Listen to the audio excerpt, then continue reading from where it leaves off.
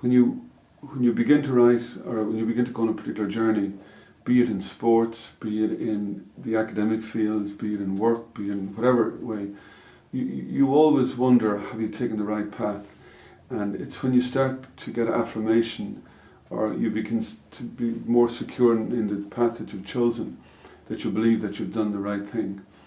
I mean, in the early days, a lot of people were asking me questions, and why don't you leave ministry? Why don't you go into music full time? Or why are you doing this? Or what about, why aren't you a proper priest as such?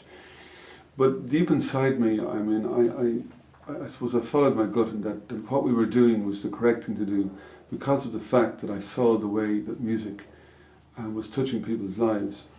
I mean, I suppose it's a worn story at the moment, but when I think of it, that a song that can be written, in a small room and a piano like this, that can begin to take on a life of its own. And another very good question. I think that everybody's different, and for me, most of the songs are written because there's a reason for writing them.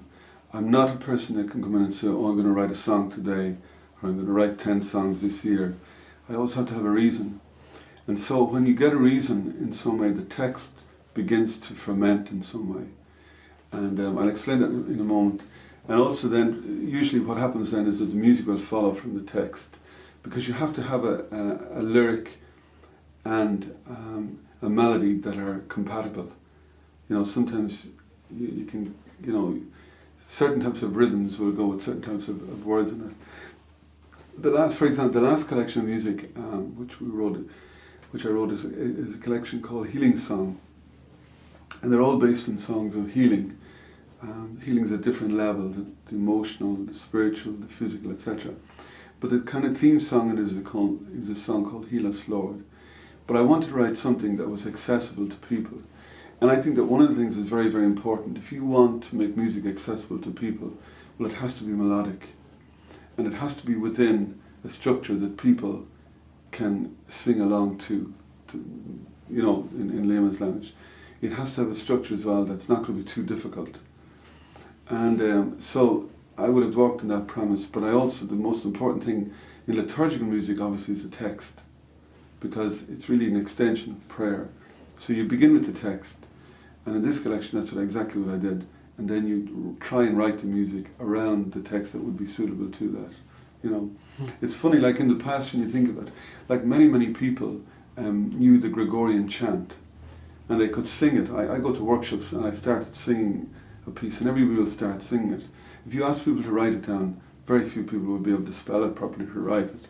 But everybody knew it because the melodies were very strong, but they were also very, very accessible. And the other thing was people know it because they heard it, and they've heard it, and they've heard it, and they've heard it.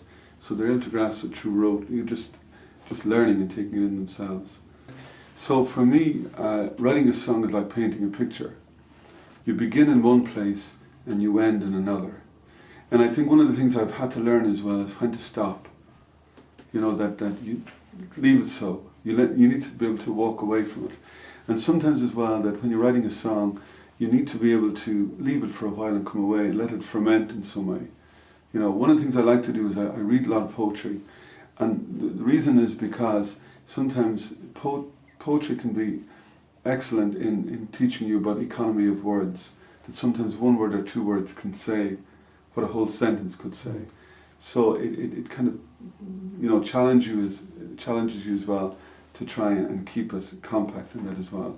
But everybody's different, and everybody will approach it in a different way. I mean, for me, it might be the words and then the music will follow, but there always has to be a marriage between the two of them. I always write here. I'll start here, and then what I do is I'll do the words and I'll do the music. And when I'm happy with it, I won't bring it outside the door here until I'm totally happy with it myself. And then I work in partnership with Mark Cahill. He's a musical director, and I take it to his house where we have a studio. And so what we'll do now is, it's like laying the foundation of a house. You put down the foundation stone first, and I'll ask him to hear it.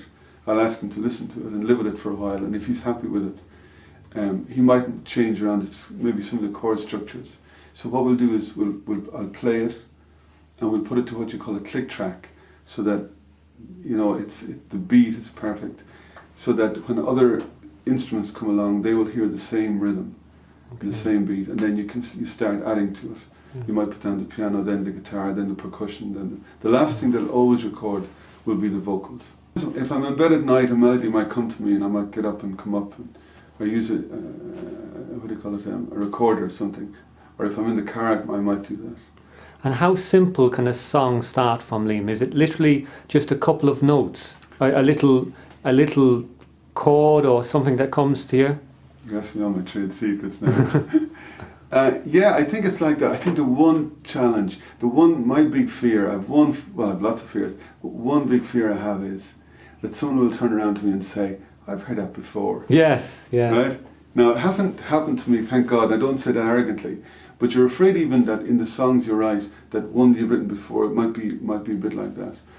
But I think no. Now, like for example, I don't know where the next song is going to come from or when it's going to come. I know I want to start writing again. There comes a time when there's kind of an emptiness there, and you feel, well, I have to fill that in some way and go and write. Okay. But, yeah. And you said there that it's where the song starts is not where the song finishes. It is amazing, I suppose, how big the production can grow from just a small start. Yeah, I remember somebody asked me during the week, Bill, in an interview, what was one of the most striking memories that you've had? And I remember the very first time that I heard a piece played by the Chicago Symphony. Now, I don't mean to be name dropping or anything like that, but just that for me to come out of I wrote the piece actually here, wrote it here, and I went to the rehearsal and they didn't know I was there. I arrived in the night before the concert and I sat at the back of the rehearsal room. There were about 60 in the orchestra, and I sat down at the back and just listened. What piece was that, Liam? It was an instrumental piece, and it was from a suite called The Shepherd Boy, and it was narrated by Gregory Peck, and so there was one piece in it which was just an instrumental piece, theme piece. I just sat down in the back. I wept actually because I just couldn't believe that something that was done here could sound so beautiful.